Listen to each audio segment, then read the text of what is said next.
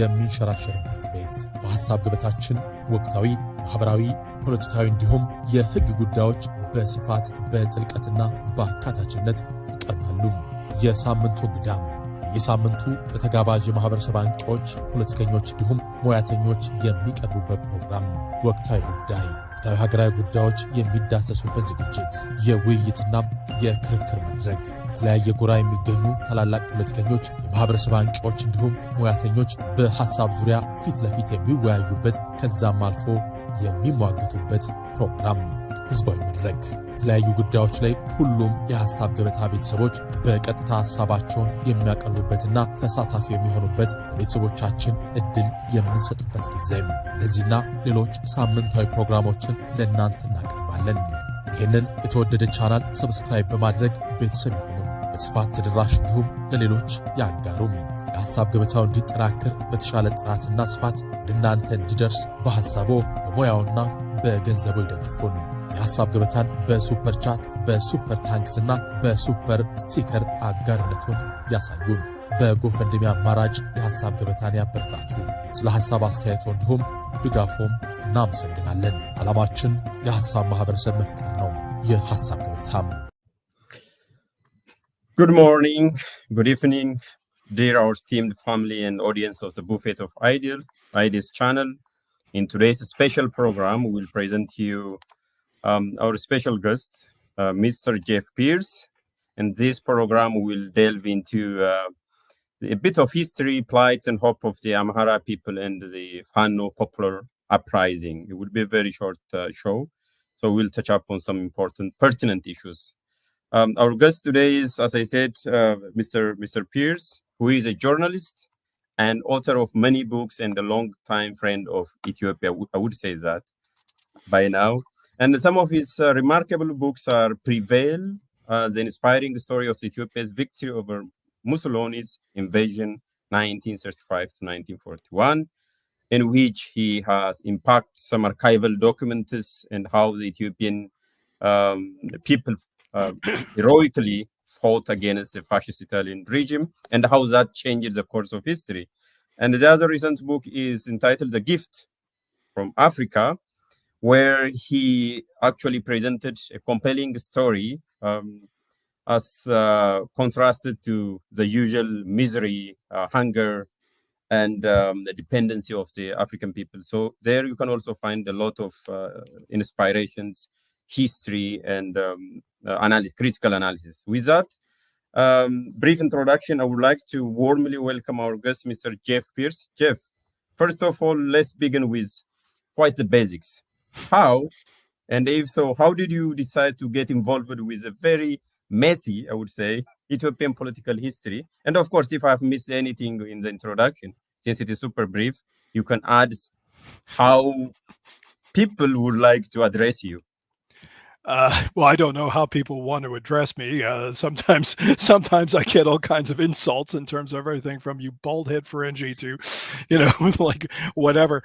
The only correction I'd make is the title of the book is actually The Gifts of Africa, how a continent and its people changed the world. In terms of getting into the messy politics of Ethiopia, you can blame the TPLF for that. They very stupidly came after me with their usual tactics of trying to intimidate me into supporting their position. I've told this story before, but it's still funny as hell, because had they not done this, I probably would have ignored it. But they kept saying, why aren't you commenting on Tigray genocide? Why aren't you commenting on Tigray genocide? Why aren't you commenting on Tigray genocide?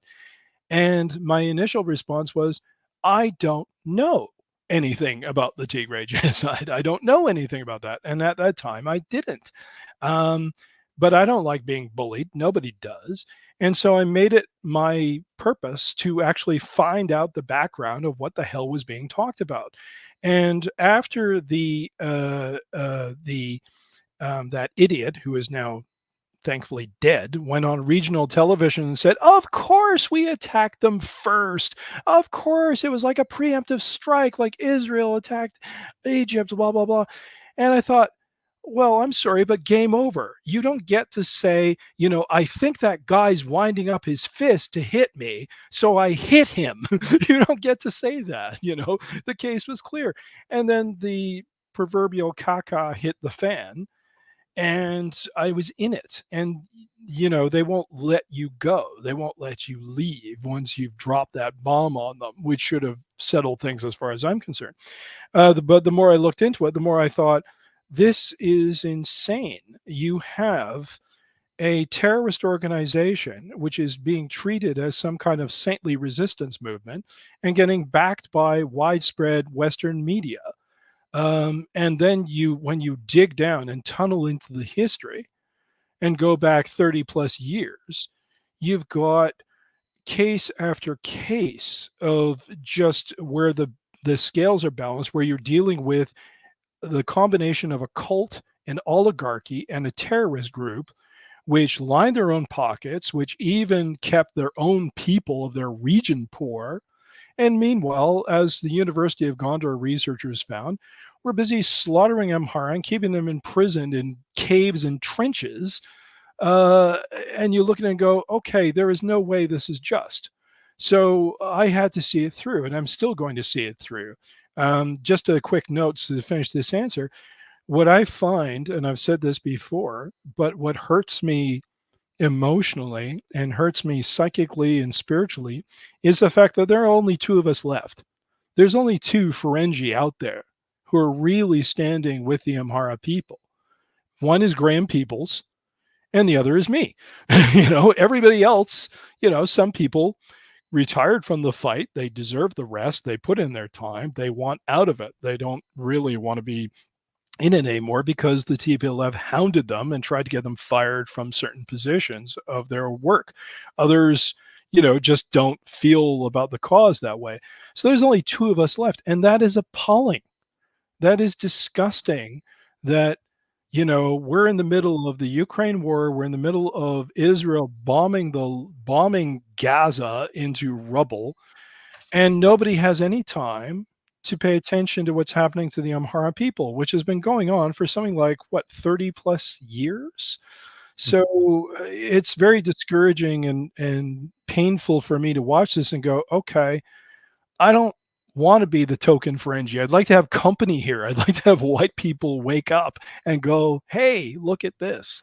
So yeah, it's very messy indeed. But once you're in the quicksand, you got to swim through. My sacrifice is nothing compared to my sacrifice of time is nothing compared to what lawyers, teachers, farmers who picked up a rifle for Fano are giving. What I do is nothing compared to what a Skinder Nega is doing. So there you go. Yeah, in this atmosphere of a very polarized and politically elites, mostly who are shouting on the social media, I would say, because the latest finding from the Afrobarometer says that only between 10 to 11% Ethiopian people are even connected to the internet. So it's usually difficult to talk that we, the people did this and that. But within that, so speaking of slaughtering, and the study which is conducted by, including the study conducted by the University of Gondar, do you, after the Northern War or the Tigray War, is there anyone immune from slaughtering per se? Does any group has a moral high ground because we are involved in civil war, basically? So if somebody puts this question to you, and can we blame a moral responsibility to one group as single-handedly, for example? With respect, I understand why the question is asked, but the question is rather pointless. Take, for example, because I look at things in terms of history. When you had the Spanish Civil War, which came soon after the war of the Italian invasion in Ethiopia, all the people who were covering the invasion of Ethiopia in 1935 raced off to go cover Spain, because they thought, okay, the Italians are occupying Ethiopia, well, let's go here. And there were atrocities committed by both the communists and the Franco-fascists. That doesn't negate the fact that Franco and his fascists tried to take over, they illegally tried to take over the government. Now you flip over to the Second World War. The Allies did not get into the Second World War to free the Jews from crimes. They got into the Second World War because Poland was being invaded and Hitler overplayed his hand. And they decide, okay, this guy's trying to go, we let him have Czechoslovakia. We let him have the Sudetenland. This guy's going to keep pushing it. So that brought England and France into the war. The Americans were sitting on their asses, not doing anything until the attack on Pearl Harbor. There was no just war in terms of the Second World War. That was retroactive later. Where I'm going with this is the bombing of Hiroshima and Nagasaki are pretty much should be considered war crimes. But even before that, the Americans were bombing the living shit, if I can swear, because it's apropos, they're bombing the living shit out of Tokyo. I think I was reading a book about Tokyo war crimes. I could be misstating the statistics, so somebody can fact check me. But the thing is, they killed something like 100,000 people alone just in the regular bombing of Tokyo. Those are civilians. So the thing is, you're going to probably see some instances of ugly business after this is over, for which certain units of Fano may need to be held accountable. It would be stupid and naive to claim that war is not going to have that kind of ugliness. But here's the thing. There is a big difference between a terrorist group invading Raya recently, and which has the backhanded dealing of the Abiy government. There's a big difference between a genocidal cult of Oromuma activists trying to slaughter Amhara and a group of resistant citizens who follow a code of conduct, which they have expressly stated, saying, we're going to feed the people we capture. We're going to take care of the people we capture. We're going to invite them to join us. There's a big difference between those people who are being mischaracterized as an ethno-fascist militia, when in fact the Skindernega and others have said, first we're going to free the people who are in our own burning house. Then we're going to go rescue the rest of Ethiopia. This false equivalency cannot stand. It's being touted in the Western media because the Western media wrote themselves into a corner. They backed the TPLF, and Pretoria made a mockery of that. And Pretoria basically said, okay, we'll just watch the TPLF keep its heavy weaponry, but you guys out there, you Amhara, you put down your weapons. There is no way you can equate the two. There is no way that you can. So coming back to the central issue of whether atrocities or war crimes, I don't doubt that we may find some instances where that is happen. I sincerely hope that will not be the norm, but that doesn't invalidate the right of those groups to defend Amhara populations. No way. Consider the bones that you saw from those that the Gondar research dig up. Go look at the photo exhibition by Jamal Countess that is touring. Talk to these victims and witnesses. Then tell me that these people. Then tell me that these people don't have a right to defend themselves. But the only question would be, as a researcher yourself, is whether that is methodologically impartial and independent. The research by the University of Gondar, because everybody these days in Ethiopia is in his own bubble. So the Tigray will invite the Tigrayan professor, and then the Amhara will invite the Amhara researcher, the Oromo, and the list goes on. You know what I'm saying? In this ethno-nationalist politics, where all the roads lead to ethnic politics, the issue of impartiality is very, very, very difficult to establish, right? So. It is, but the trouble is that we want instant impartiality, and that's just not going to happen. I was busy. I'm working on a project now that has to do with how the real faults of things. Here's a scoop for you, if you want to use that horrible term. Here's a scoop for you. I mean, I'm busy working on a book about journalism because I realize it's not just the Tigray War. There's a cancer in Western journalism to begin with. There are so many problems with the way Western journalists cover the world that it's toxic, which has meant going back and looking at how, say, Israel and Palestine were covered back in the post-Second World War. And of course, I find a major journalist who skated over a massacre, in 1956 of Palestinians, just completely ignores it and carries on, even though this was in a UNRWA report. Is that impartial? Are you honestly gonna tell me that the reporting on Rwanda at the time was impartial? We have books coming out from people like Michaela Wrong and others who are pointing out, hey, journalists really screwed the pooch on this and didn't look into Paul Kagame as close as they should have. They didn't look at what was happening at the time. You're going to find I don't think you can get instant impartiality. That comes later.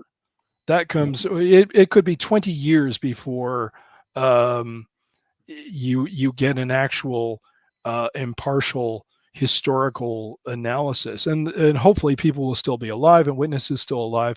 Martin Plout has come out with his book on understanding the whatever, I have it here, Understand the Tigray War, and it's just nonsense because Plout never went to Tigray.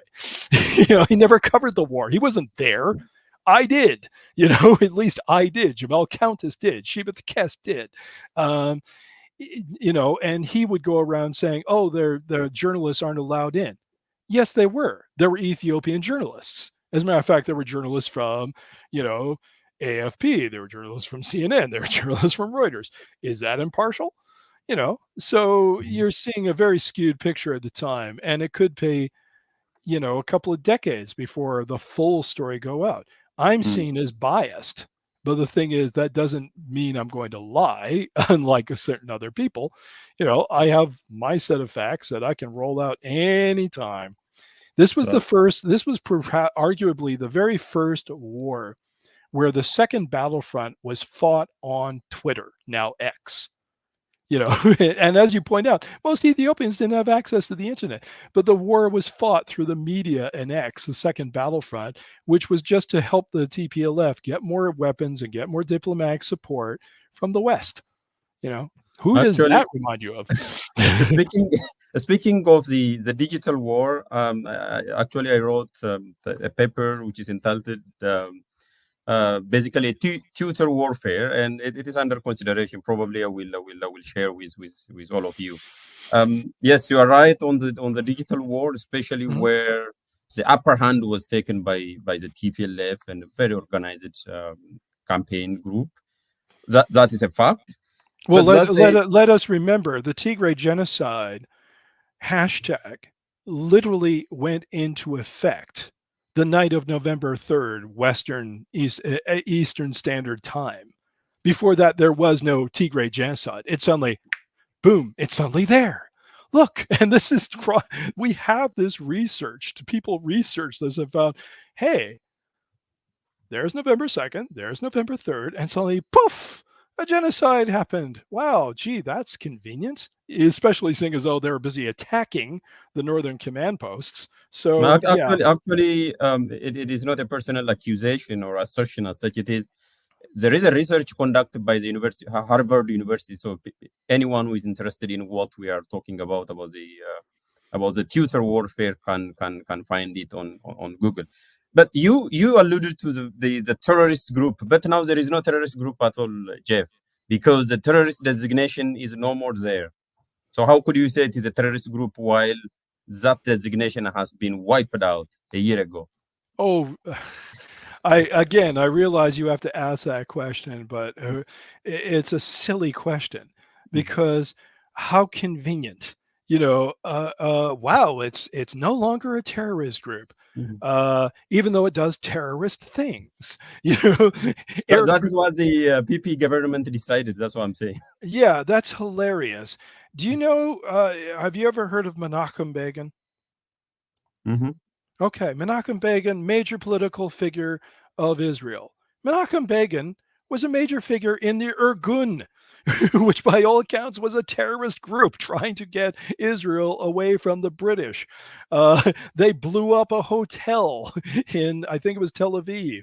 They shot British soldiers in the back. He goes on to become like the prime minister of Israel. You're going to tell me that Irgun was not a terrorist group, but suddenly overnight it ain't. You know, it's the same thing. You know, you could call the resistance fighters of France terrorists. Were they? You know, they were freeing their country. So the difference between what was a terrorist designation of the TPLF is the United States declared them a terrorist group. I think they're still on the books technically as a terrorist organization. They used to attack a very good article by one of our advocates was put out going into the background of how the TPLF used to kidnap Americans and ransom them and kidnap British people. They kidnapped an American helicopter pilot. They kidnapped a British journalist to ransom them back. That was their modus operandi in the early years. So, I mean, and suddenly they're not a terrorist group anymore. Really? Yeah, I read that too. And I just went, yeah, how cute. Yeah, I'm just doing, the devil's advocate. I know, devil's advocate stuff here because as a host. So I get it, but it's just funny as hell. It's comedy that writes itself. All right. So you have mentioned a very important point in your previous explanation. Why do you think that the Western media willfully ignored the plights of the Amhara people generally? Why it has taken so long for the Western media even to report about what is happening in and against Amhara? Excuse me. I have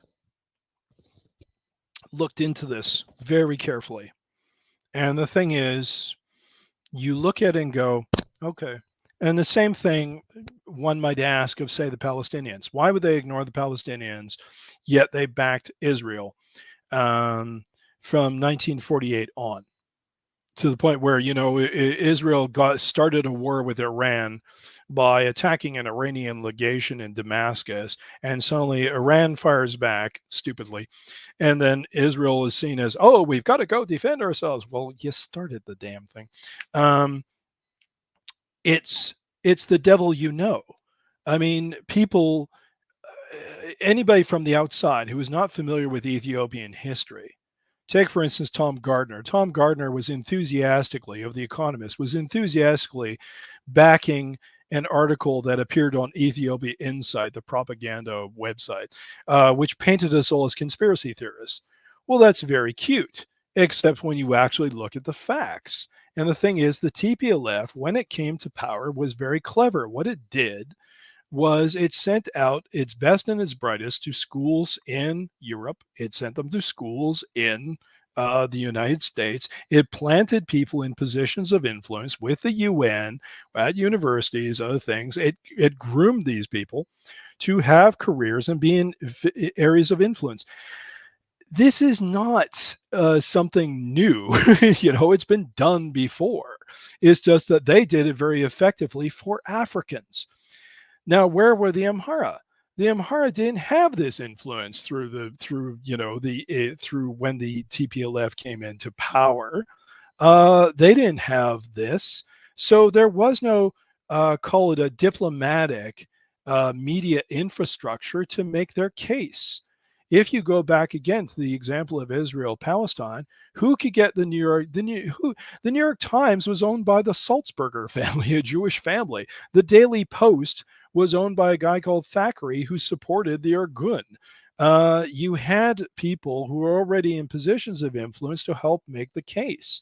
Where on the other hand, certain peoples who were inconvenient, like Palestinians, like the Amhara, like others, it wasn't so easy. And, Western reporters like to get, they make it easy for them because the fixers were there to talk to them in English. The fixers were there to lead them around by the nose and show them exactly what they wanted to see. The Amhara, there are still reporters to this day who cover the Tigray War who never bothered to see what I saw and what Jamel Countess saw. They didn't go to Lalibela and check out what was happening when the TPLF were occupying the town. And after they left, they didn't talk to the priests who said how the TPLF were right at the churches and putting their heavy weaponry there. They didn't go to Desi. They didn't go to the IDP camps there. So it's only the Tigray War is just confined to Tigray. Yeah, that's very cute. And meanwhile, they have people of influence like Tedros Adhanom of the World Health Organization, who, by the way, Samuel Getachew, who leaves a trail of slime behind him wherever he goes, wrote a column backing the idea of Tedros getting the WHO appointment, and was there one of the people who was putting himself in a position of influence, undermining the narrative. So if you actually dig in, you can find how this started. You can find why it's there. When it comes down to it, time and again, Western reporters and Western media will go for the politically expedient victim. It's very interesting that you didn't have people looking at, say, the Yazidi in terms of their persecution until the very last minute. You didn't have them looking at, say, certain other peoples like the Uyghurs until it was very convenient. If you look at, say, the Rohingya, which have, in my humble opinion, a legitimate case for grievances in Myanmar, but boy, it sure is convenient that Myanmar is run by an autocratic regime. So of course we're going to look at the Rohingya, but it's not so convenient when you look at another people that don't have your geopolitical, goals. So we can bash all the live long day Eritrea, and I have no great love for the Eritrea government. When Eritreans said to me, well, why are you bashing Isaias? And I'm going, yeah, call me when you have a free election. Hasn't he been in power how many decades? But something like that, yeah.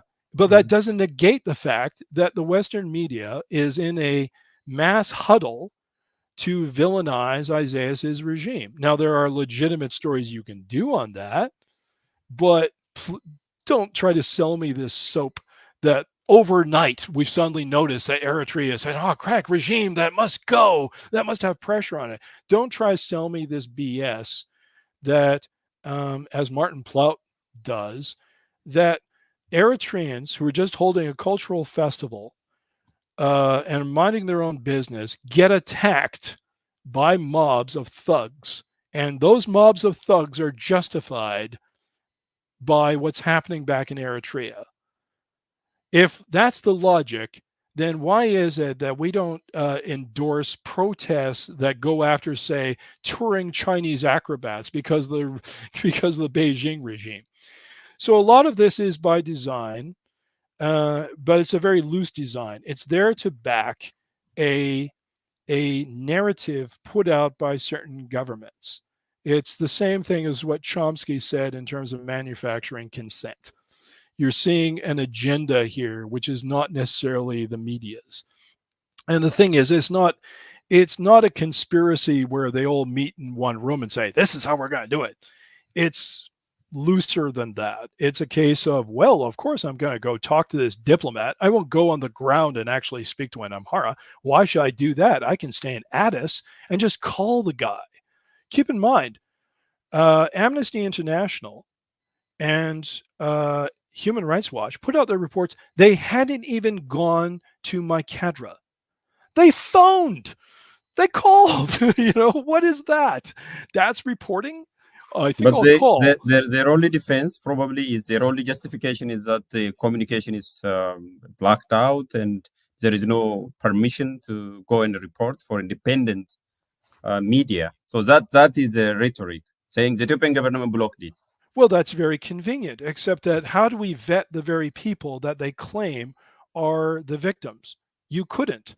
So they started with a narrative in terms of saying, oh, it was the TPLF. Then the lobby of the TPLF shouted back, and then they amended and said, no, it wasn't. It was the Amhara who were attacking it. And I believe it was there was one reporter who went there, and then Jamel Countess got there months later, spoke to actual victims, did the actual reporting, and then I went there. And you can still see my report on my video channel where the victims are there. I spoke to some of the same people that Jamel Countess did. And to this day, I don't think anybody has gone back to my cadre and actually interviewed those people for Western media. I could be wrong, but I'd be very surprised. They didn't go back and check. They just went, okay, they moved on. So. Yeah. All right. But then there is also other issues saying back then there, the Ethiopian government, the PP regime is friendly towards some of you. That was accusation, which you are familiar with. And now the things are shifting, which is why some people have been, I mean, you are familiar with about the trolls, about the accusation on Twitter, social media, and one of which I found it very interesting. They said, Mr. Pearce have conveniently shifted from Ethiopia Prevail, which is to mean your book inspired the Ethiopia Prevail campaign, and now to the Amhara Prevail. So what how can you respond to this characterization? They said he found it convenient that he has to slide toward the Amhara Prevail from the Ethiopia Prevail. This is one of the things that I found on Twitter. Convenient. I love that. It's convenient for me. First of all, it's so cute because the thing is that we were mischaracterized. Robbie Corey-Boulet of the AFP libeled me in print, claiming that I wrote pro-government material. I didn't. Nothing that I ever wrote was ever endorsed the PP government or the Abiy government. When people asked me about Abiy, I said, I'm not going to comment on that. I don't know enough. I don't speak Amharic, so I can't assess the man. And I didn't comment on the government because it was beside the point. All of us who were advocates for the cause, for the war against TPLF, were acting for Ethiopia. Ethiopia as a country. That would be like saying, I'm a Canadian. That would be like saying, oh, the United States invaded. Well, you're for the Trudeau government. No, I'm for my country if I pick up a rifle and defend my country. I don't give a crap about, Trudeau's policies. I got to go defend my country. In the same way, I went and picked up, the cause and the keyboard for the sake of Ethiopia because I saw what was being done. So, as a matter of fact, the only time, the closest I ever got to being, any way associated to the government was I went to lunch with Nasisi Chalabira, the Minister of Tourism. I went to lunch when I went there the second time. I knew her. We had conversations, but you could never say that I was. It's hilarious because when I was being vilified over telling the TPLF to eat stone and getting misrepresented in my own Canadian Parliament, they never quote the rest of that tweet in which I said a humanitarian corridor can be opened up for Tigrayans to get out of the region to safety. And I put that to the minister. She was then, I think, the ambassador to Canada. And I said, why don't you try this? And she said, and she had an argument at the time. She said, well, this is their country. They shouldn't have to leave their homes. And so that idea was never pursued. That is about as most interaction as I ever had with the government. I was invited briefly while I was taking a couple of days off in much needed rest in Gondar, where they called me up from the Menelik Palace or whatever, and they said, we'd like you to come around. I said, well, I'm in Gondar. I'm not due to fly back. I mean, I didn't know what the hell they wanted. They sort of rescinded their invitation, so I never did find out what the hell they were interested in talking to me about. But it that's all the dealings. I've been very forthright. People then accuse me of, oh, you're getting paid to do this. Yeah, I did get paid when I went to Ethiopia 2 times. I've never been paid except for small jobs of writing, say, letters or a news release, and I was very upfront about it. I certainly didn't get paid anywhere close to what, say, Menendez got paid by TPLF supporters. So then we come to the question of, oh, well, you traded in Ethiopia, prevail for Amhara prevail. But my positions have been consistent.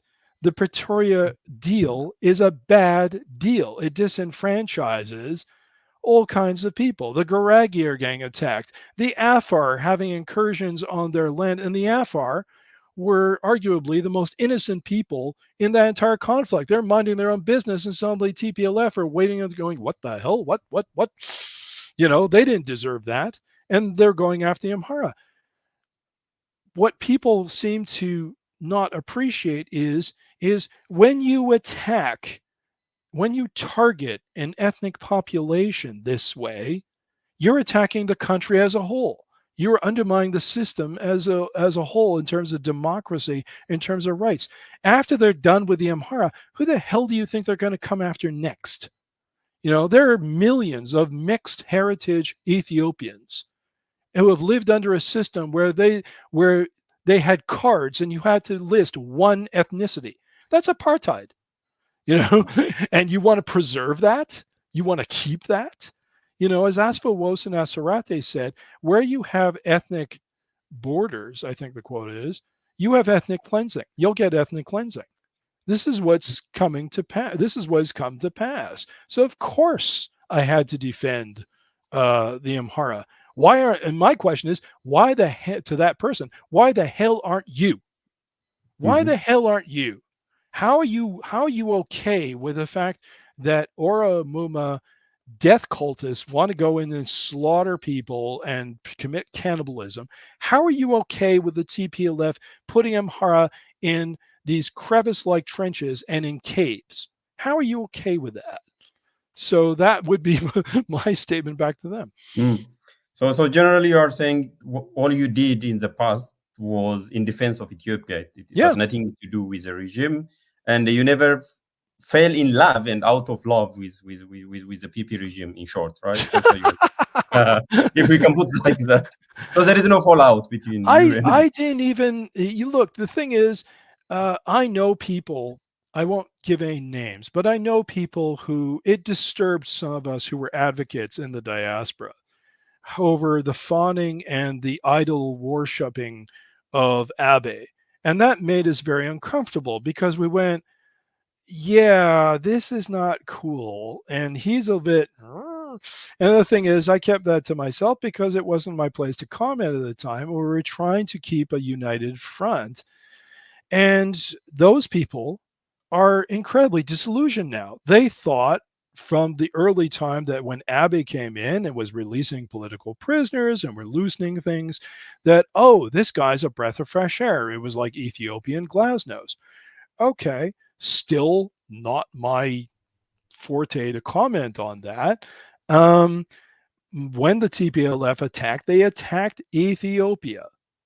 When they attacked Lalibela, they attacked Dessie. They were attacking Ethiopia. The government was beside the point, whatever the government was doing. But now we're seeing a government which is betraying its people, which raised like parts of Piazza to the ground, made shop owners, destitute, said, go take that land over there. You can't use that land, but go ahead and do that. I read where somebody, their shop was demolished to make room for a bike trail. This guy wants to create, what is it? How many billion birr or whatever it is in terms of his new palace? Hello? You're muted. It is around $10 billion, which is around 8 million euro. Yeah. I was with Jamel Countess. We toured the hospital in Dessie. And that hospital serves parts of Tigray. It serves parts of different regions around it. That hospital needs equipment. The TPLF went and raided it. They took away a COVID lab from the University of Desi. They destroyed huge amounts of infrastructure in Desi. They did in Lalibela. They disrespected a mosque in Afar. Where's the money to rebuild those works? But instead you're going to have a palace in Addis. Where are the libraries that you could have across the country? Better still, everywhere I went in Ethiopia, I saw, and it's not the people's fault, you saw crushed bottled water bottles, plastic water bottles. Okay. I literally walked on streets of them in a camp, in an IDP camp of 60,000 people. Crunch, crunch, crunch, crunch, crunch. My feet would go across these water bottles. Where's the water? We have GERD now. Where is the drive to create, running water and proper plumbing, at least in Addis? Where is the infrastructure improvement for that? Instead, you're going to have this ego palace for this guy. I like the designation, ego palace. Yeah, or as I call it, Abbey Disneyland. I mean, it's just maybe Disneyland. But by the way, I didn't ask you at the beginning that you are one of quite a few people who write in the most provocative and stylish way of writing. Thank you. So let's put that way. Yes, but the thing is what's really sad is you'll see columns by people who, unfortunately, I understand it. They're coming from, say, an academic background, and they think that's the style to use. And the thing is, I'm not interested in that. I originally was a community college graduate. I was taking journalism at the same place as they taught welding and hotel management. It was very funny when that slimeball who edits Ethiopia Insight now and took over from Fungus said, well, he doesn't have a degree. I think he made a remark about how I didn't have any academic credentials. And I thought that was hilarious, as if, oh, I see. So if I have this diploma, that's going to entitle me to have an opinion. Well, now I have a Master's of Arts from International Affairs from, King's College London, because I always wanted to go to university. But the style is the same. Has that added knowledge and lifted up your spirit? Sorry? Has that Master's lifted up your spirit and added more knowledge to what you have already? Well, it's hilarious because, and people will make a meal out of this. It says on the diploma, because I posted this, I said, there's a slight specialization to the degree that says espionage and surveillance. And the thing is, people will go, oh my God. And I'm going, yeah, but I learned nothing about espionage and surveillance in the course. It was supposed to do that, but I didn't learn anything. And I've interviewed intelligence officers and like the former deputy director of the CIA. I never learned anything at King's College about espionage. It's funny as hell. But yeah, the past 3 years has been quite a hell for all of us, because I myself personally experienced the online trolls, name calling, and all. I mean, even surviving that environment is a degree, is a diploma by itself. Let's go back to the Amhara struggle and address a couple of issues. You mentioned that there is a nexus between the Pretoria, that flawed Pretoria agreement, and the Amhara uprising. So where did we go wrong? Do you find any link between the Pretoria Agreement and the Fano uprising? Is there any correlation? Well, of course there's a correlation, because under the Pretoria Agreement, they were told to disarm. TPLF was told to disarm. They didn't. And then Abiy turned around and said to the Fano groups, oh, you disarm. Fano wasn't represented at the Pretoria Agreement. And according to Lawrence Freeman, they're not entitled to be there because they're an ethnic militia. Well, I believe that's crap, with all due respect to Lawrence. The thing is, Fano, in many cases, saved the asses of the Ethiopian regular army. It was Fano who also made some of the major defenses of towns and villages, and Ethiopian units would inexplicably disappear. and just go off. And we still don't have explanations for why they did that, why they're redeployed in some cases. That's got to be investigated. That's your 20 years that hopefully we'll figure out what the hell happened with those units. And at the same time, towards the tail end, and I know this for a fact because we dealt with the witnesses, one of them was our fixer, was that Ethiopian army units were going door to door in Lalibela in the middle of the night, hauling Amhara people out of their homes. The culling and the arrests were already beginning towards the tail end of the war. They were already going, okay, we're going to move on to our next phase. So, of course, there's direct linkage to Pretoria. And the Americans go, oh, here, let's enforce the Pretoria Agreement. And they fly in, and Blinken flies in, Mr. Well, I have various nicknames for that useless individual. Or Mike Hammer, who is basically you could replace Mike Hammer with a stapler and you would get the same results in diplomacy. They fly in, they talk to these guys, and then they go fly away. And if you asked Mike Hammer anything about basic Ethiopian history, he would stare at you like your pet retriever. He has no knowledge he has no background. Neither of them do in terms of Ethiopian history. So of course, they can't see that Fano should have been entitled to come to the table because they're directly in the conflict. In the same way, Eritrea should have been invited to come to the table. I don't say that because I'm in love with the Isaias regime. It's just fair is fair. The TPLF attacked a foreign nation. They send rockets, on Amhara. And so these people are not invited to come to work it out.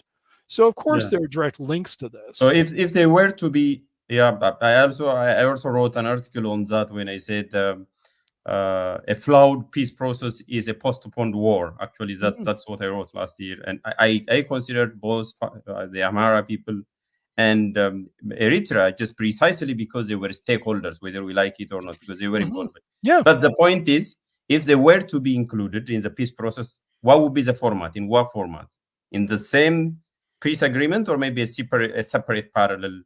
You mean? Are you asking me if we could do a do-over? What form would it take? Yeah, exactly. If we were to include, let's say, the Amhara forces and the Eritrean regime as stakeholders, should we go for a parallel track diplomacy, or then stuck all of them in one document like we have now? I'm going to be a coward here and duck the question because I think that's a question which it's a worthy question that I'd have to think about for a long time.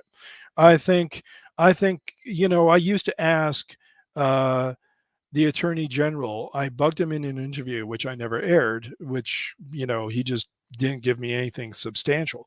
And I asked him about the Constitution. What are you going to do about the Constitution? Because the Constitution is toxic. And he's a politician. So he found wonderful ways to just not answer the question. I must have asked him something like 10 times because I'm persistent that way. And he said, well, when you come to Ethiopia, we'll have a private conversation. I'll let you in. And of course, that never happened. I never met with Dr. Gideon. But the thing is, I honestly believe that before you can revisit that, you have to have a government this is just my off the cuff opinion. I may revise it later. I believe that you've got to get Abiy out of there, and you've got to have a new government that is mandated that represents all the people of Ethiopia, and you have to have a new constitution that represents all the people of Ethiopia, because there is no point in having a government which is in the meantime trying to slaughter scores of its own citizens, not just Amhara, but Garagi, which basically disrespects and allows incursions on Afar territory. That government has no legitimate mandate anymore. So, I mean, why even discuss the idea of, okay, well, these guys who are basically an organized crime outfit are going to go have talks again with this outfit, which is an organized crime outfit, and they're going to deal with this other regime. And you think you're going to have a process of good faith? It's not going to happen. It's not going to happen. And what's more, the Americans probably won't let it happen. Remember, you're too young to remember this, but the thing is, I remember the Balkan Wars. I nearly did a book on the Kosovo War, but that's another story. But the thing is, the Kosovars were never invited to the table. Madeleine Albright was in charge of those talks, and they didn't even let the Kosovars. It's their region. They didn't even get to go to the talks. So the thing is, first you got to get a proper government in power, which has a mandate from all the people. Then you got to get rid of a constitution, which is just the most toxic document, probably in Africa, perhaps. And then, you can have that kind of process, and you make sure the Americans aren't near it. You don't even let their flights come into the damn country. You don't let them even come to bloody well observe. You can go get other African countries to observe, but you say the EU, I'm sorry, the room's full, go away. Seriously. And I'm the white guy saying this, go away. We don't need you here. We don't want you here. Basically, fuck off, because you just know that one day it's going to come out that there were certain backroom dealings. There can be no other explanation for why everybody looked the other way and said, okay, it's okay for TPLF to keep these heavy weapons, gee, that's not going to come back and bite us all in the ass. Yeah, so now exactly. So now we are almost 18 months since Pretoria. So can we say that the dynamics has changed, especially in the Fano front? Because TPLF just invaded Raya, right? They're going into other territories. And before that, they had media coverage where there was another. Funny how there was a lovely upsurge of, the Tigrayans have been forgotten in articles in mainstream Western media in Europe and the US just before this. Tell me that's somehow a coincidence. So, of course, the dynamics have changed. I can't speak to the success of Fano's efforts because we've seen this before where Fano makes some progress, then it has to pull back. Oftentimes, it's so that buildings and infrastructure of villages or towns is saved because the Ethiopian forces, they don't give a damn, they'll just wreck it. And so quite correctly, Fano goes, okay, well, we're pulling out because if we stay and make a stand, things could get worse.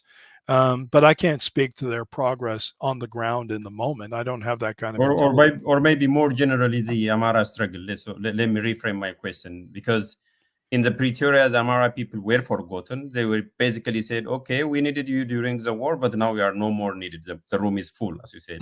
And now, because when I see, as someone who have been on the media, monitoring media for the last 4 or 5 years, fortunately or unfortunately, I've been on a media landscape. Now I can see a kind of a glimpse of reporting by the Western media, somehow paying attention. Whether that is by hook or crook, they're reporting what is happening in the Amhara region against the Amhara people. Is it because of the advocacy? Is it because of the agency from the Amhara people? Is that because the Western media has changed their stance, or what? So what is happening? No, they haven't at all. They haven't changed their stance at all. And you have to look at these articles very critically, because notice that again and again, they routinely refer to Fano as an ethnic militia. They routinely refer to it. Keep in mind that whenever the default for any Western coverage of Africa is, I have a cover of this, and I can't do the visuals with you, but the thing is, there was a cover on The Economist years ago, said "Hopeless Africa," and it's summed up. That was their cover. They got some blowback, but that was their thing. That is their default, to always portray Africa in a depressing light, in a light where Africa is unsalvageable. They backed their hero, which was the TPLF. Declan Walsh declared them plucky underdogs. They're highly motivated young recruits, child soldiers, right, in their photos, but highly motivated young recruits. That an English phrase that will live in infamy. And they can spin they can pivot very easily to, oh, well, the whole situation has deteriorated. Now it's this ethnic militia, the Amhara are being picked on, because they lose nothing. Nobody, they work on the premise of goldfish memory. And unfortunately, I have to be critical of some of the Ethiopian diaspora and people out there. They'll rush to retweet the Amnesty report or HRW. Well, these are the same people who lied to you about the Tigray war, and we have the evidence of that. Why would you look for validation from these jackasses? We have the AAA, which has done meticulous research on what has been going on. Go to African sources, go to African witnesses. You don't need to be validated by the Amnesty International or Human Rights Watch or anybody else or Western reports. Go to your own African sources. If there's an African source, who has more up-to-date information than me, get rid of me. Go to them. Use them.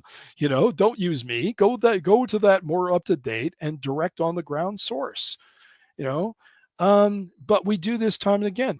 The Western media, I've said time and again, as I said earlier in the interview, there is a cancer in this way it's done. There is no goddamn good reason for a white man who does not speak your language, who does not come from your country, to parachute in and cover your conflicts. You have Ethiopian journalists. I can rattle off the names of several of them, who can do the job as well, if not better. The same example, I've used several examples of Israel-Palestine. If you go online, you'll see a clip, I think I retweet as well, where Christiane Amanpour, you're familiar with her, I hope, of CNN. She's a household name. Yeah, exactly. But she goes on the Daily Show and she says, and I'm going to include this in my book project, she goes, our bigged problem, I'm paraphrasing, our biggest problem is we can't get into Gaza.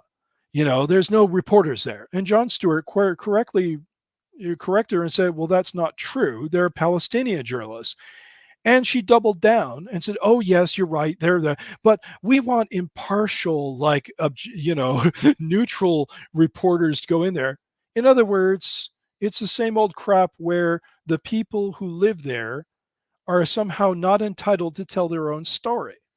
Or not trusted with their own truth. Yeah, or not trusted with their own truth. Exactly. So the thing is, it drove me crazy because when I went to Ethiopia, not because I said, well, I'm going to go cover it. I was invited. I had two diaspora groups, at least two, ECNES and APAC, who funded my trip. And I said to them, well, I can't speak your language. I don't know the geography that well. Who am I? And they said, they won't listen to us. I said, why don't you send one of your own? They said, they won't listen to us. That's why I went. Otherwise I would have been back here just taking Ethiopian reports. They sent me at their invitation and their support. They sent me, and they were very clever about it because they knew we need a white guy to say these things because they will not listen to a brown person. They knew the score. Unfortunately, and quite unfortunately, we tend to listen to the Ferengis. And imagine if the same book or article is written by me or a Ferengi. Oh, I'm damn sure that you will get maybe 1,000 times more readership than associated brownie or brownie skinny guy from Ethiopia. And that is the truth. Yeah, the difference is for instance, I had to think about this a lot because in the book that I'm working on now, I cite the example of a woman called Frances Fitzgerald. She wrote a big, thick book on the culture and thinking of the Vietnamese. She doesn't speak Vietnamese. All of her sources are English sources, mostly French. An actual Vietnamese scholar and well-respected professor called it pseudo-scholarship, said this is nonsense, yet this book is taught at the Pentagon. And so I think to myself, okay, well, what about you? You don't speak the language. The difference is that I defer to Ethiopian sources. in terms of my history that I wrote on Prevail. I went and got, what Ethiopians. I went and interviewed like Jagamakelo. I went and got what the Ethiopians thought.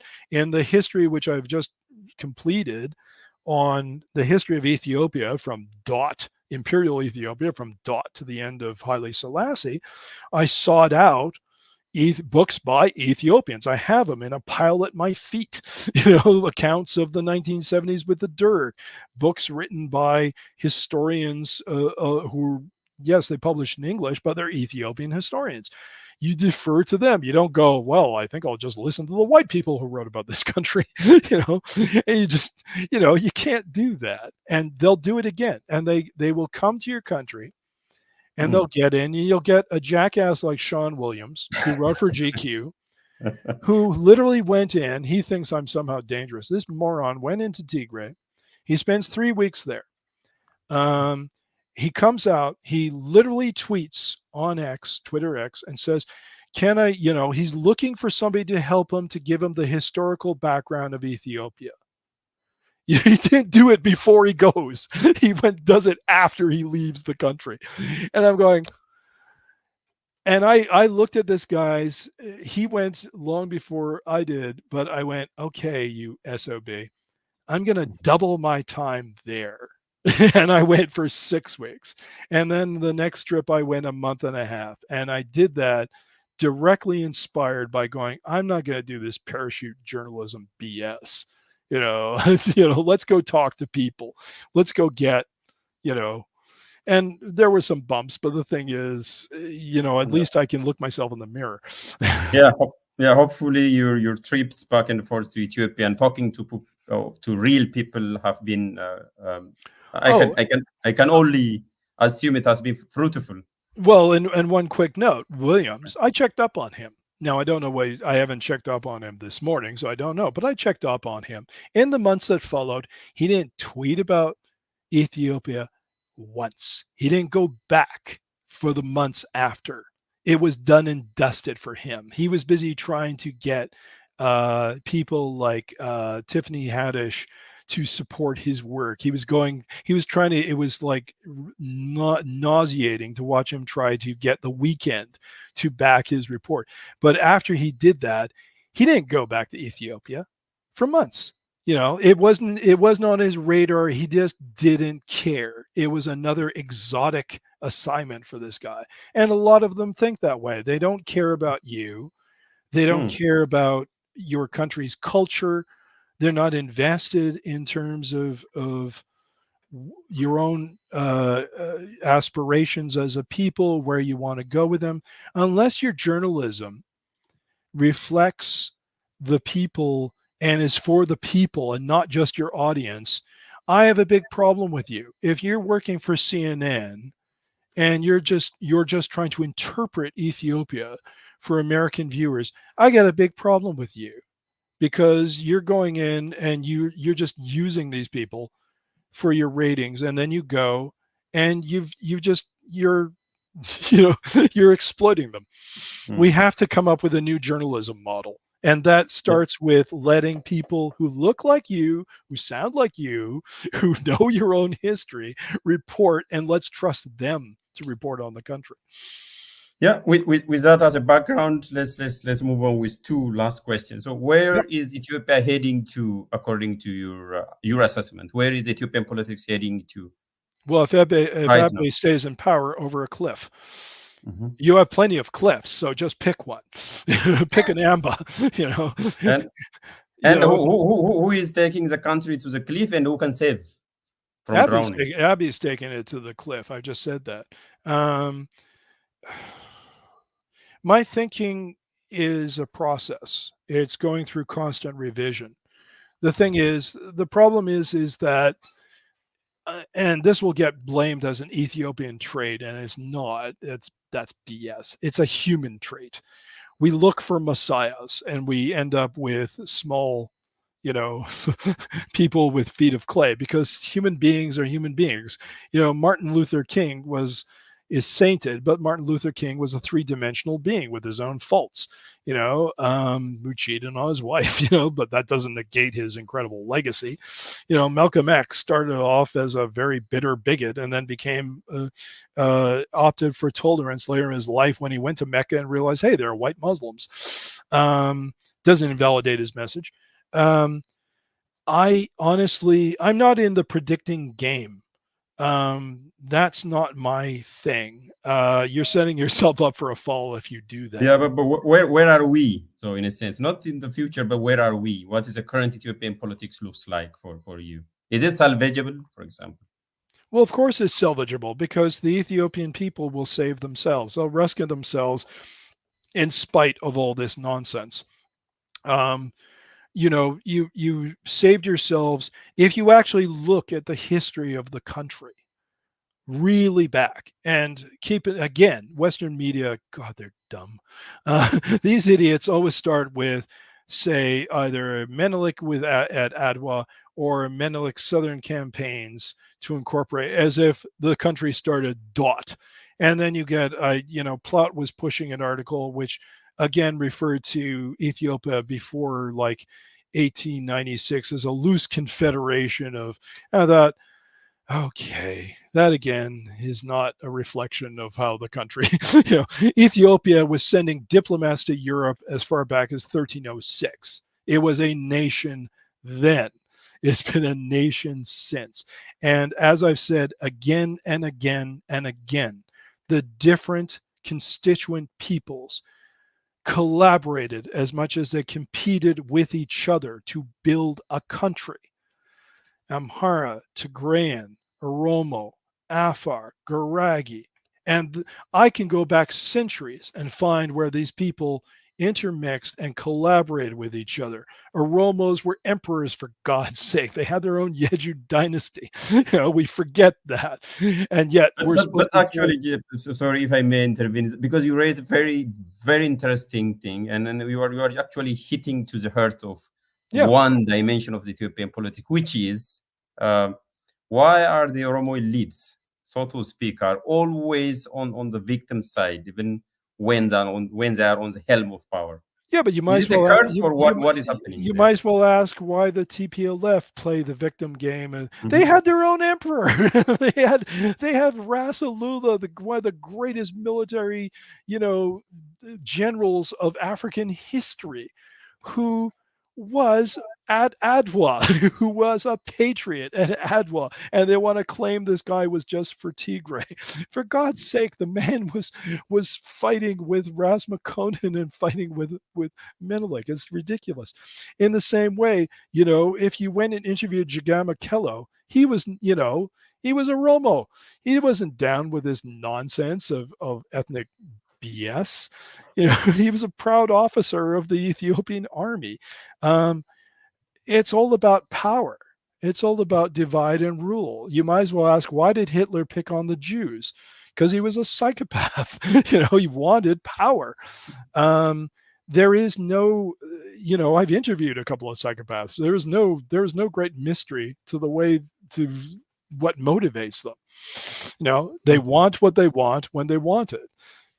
So because it's so puzzling within the Ethiopian political landscapes that the history, I'm referring to the political history that I've read so far, says, but it doesn't reflect the historical reality. Oromo. Yeah, that's what I'm saying. For example, if we take the Oromo or even the Tigrayans, either they were the kings or the kingmakers. That is what the history tells us. But today, almost everybody's dancing to the melody of victimhood. For God's sake, as if they just jumped from the parachute in 1991. I can show you. I got a stack of books right at my feet. I can show you. Pankhurst has done this. Even Muhammad Hassan, whose work I don't particularly care for, has even acknowledged that the Oromo went out of their way to culturally assimilate Amhara. At the same time, the Amhara were culturally assimilating Oromo, which is why, and Oromo were not a homogenous, ethnic people. There are various groups. Susanios was like pitting them against each other to create a defensive wall. They had their own dynasty, which is Amharized, And they spoke, and this is misrepresented in Western reports today. They spoke Oromo at the palace, for God's sake. In the same way, Johannes was the guy who pushed the idea of Amharic being the national language. He didn't make it official. That took until I always thought that was true. I was corrected by Bare Zuda. And I thought, and I went, thank you very much, because Haile Selassie did, but he acknowledged to me, yes, he was promoting Amhara as the language to be used in official communications. So, I mean, they're not even checking the history because it's laziness and it's inconvenient. If you look in history deep enough, you will find facts which are inconvenient to whatever thesis you're going to hold. If you have any integrity, you include them. These people can't, because it's all about killing you and taking power.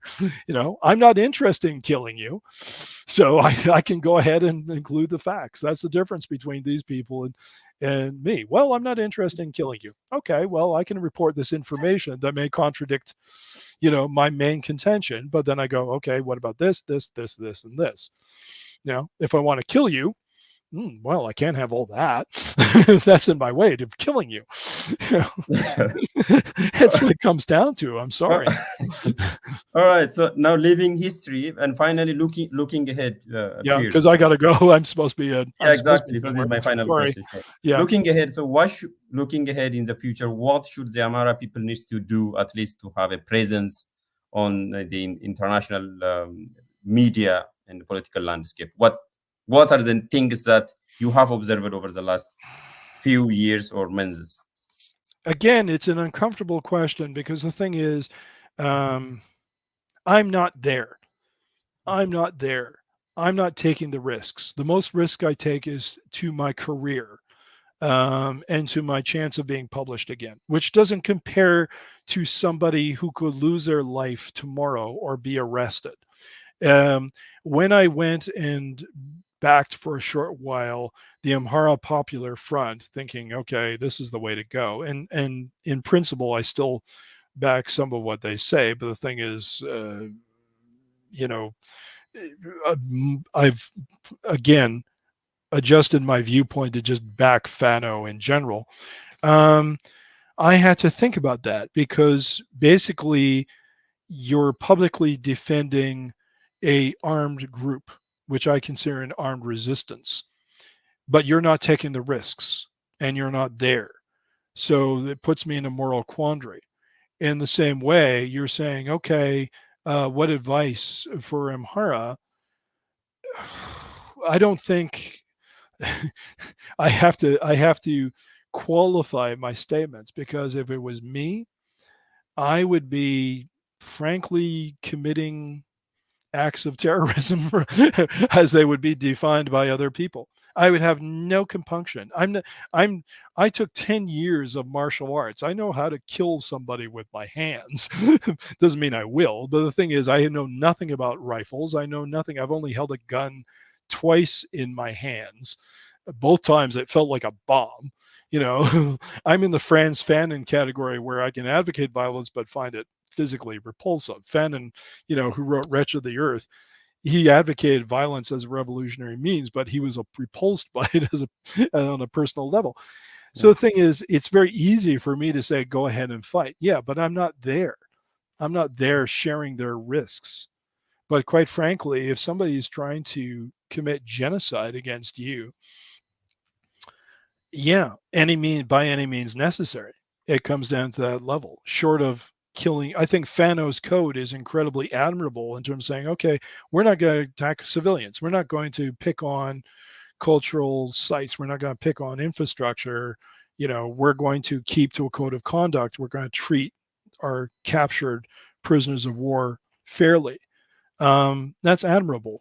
Things have to go to the next step. The attack on the outskirts of Addis, and then we find out that they're training with 10 days training these Oromuma fanatics to go up against them. I mean, hopefully we're seeing the next phase. It could be very ugly. I don't know what's going to happen. Or conversely, we could see months of lull again where things are in that dull status quo. I honestly don't know. But for me, I once advocated using peaceful demonstrations and trying to do that route. And we saw what happened. They openly sniped people on their way to churches. They shot people down just as they're going to church. They went and attacked people who want to go to their mosques. So there's no going back. There's got to be armed resistance. But again, that's easy for somebody, with my privileges and entitlements to sit in a nice, safe Toronto apartment and say that.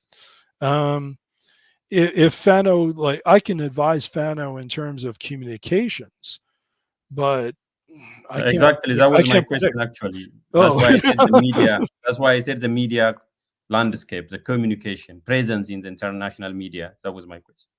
Well, I'm not going to divulge that on the air because I have a few ideas. But the thing is, the Western media will resist any chance to tell the story fairly. I don't trust them. You can't throw a stick at them. You'll find 5 people who will lie in their coverage. but they are the necessary evils. You have to talk through them and you have to work with them, right? I'll divulge one thing which I told certain resistance diaspora representatives. I said, stop doing the victim narratives because the Western media doesn't care. What they do care is if you're winning. When you win, then they'll come and suck up to you. And there's no secret about that. That's exactly why there is some coverage, because they went, oh, these guys might win. That's why they start sniffing around. There's no secret there. The rest I'll keep to myself and share with them if I'm asked. Anyway, on that note. Yeah, all right. So I'm not also going to ask you to divulge what you would like to keep to yourself. So thank you very much, sir, for having a brief conversation with me. It was quite entertaining and insightful at the same time. Hopefully, I live to serve. Yeah, I hope our audience have got something from today's conversation, and let's keep in touch. I wish you all the best, and thank you for being with me. Please send me the link for where this appears so I can. I will do. Have a great day. If I'm still alive tomorrow.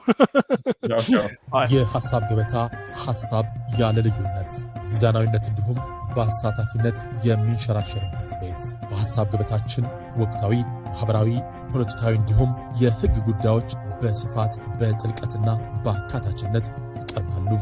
የሳምንቱ እንግዳም የሳምንቱ በተጋባዥ የማህበረሰብ አንቂዎች፣ ፖለቲከኞች እንዲሁም ሙያተኞች የሚቀርቡበት ፕሮግራም ወቅታዊ ጉዳይ፣ ወቅታዊ ሀገራዊ ጉዳዮች የሚዳሰሱበት ዝግጅት፣ የውይይትና የክርክር መድረክ፣ በተለያየ ጎራ የሚገኙ ታላላቅ ፖለቲከኞች፣ የማህበረሰብ አንቂዎች እንዲሁም ሙያተኞች በሐሳብ ዙሪያ ፊት ለፊት የሚወያዩበት ከዛም አልፎ የሚሟገቱበት ፕሮግራም፣ ህዝባዊ መድረክ፣ በተለያዩ ጉዳዮች ላይ ሁሉም የሐሳብ ገበታ ቤተሰቦች በቀጥታ ሐሳባቸውን የሚያቀርቡበትና ተሳታፊ የሚሆኑበት ለቤተሰቦቻችን እድል የምንሰጥበት ጊዜም። እነዚህና ሌሎች ሳምንታዊ ፕሮግራሞችን ለእናንተ እናቀርባለን። ይህንን የተወደደ ቻናል ሰብስክራይብ በማድረግ ቤተሰብ ይሁኑ፣ በስፋት ተደራሽ እንዲሁም ለሌሎች ያጋሩም።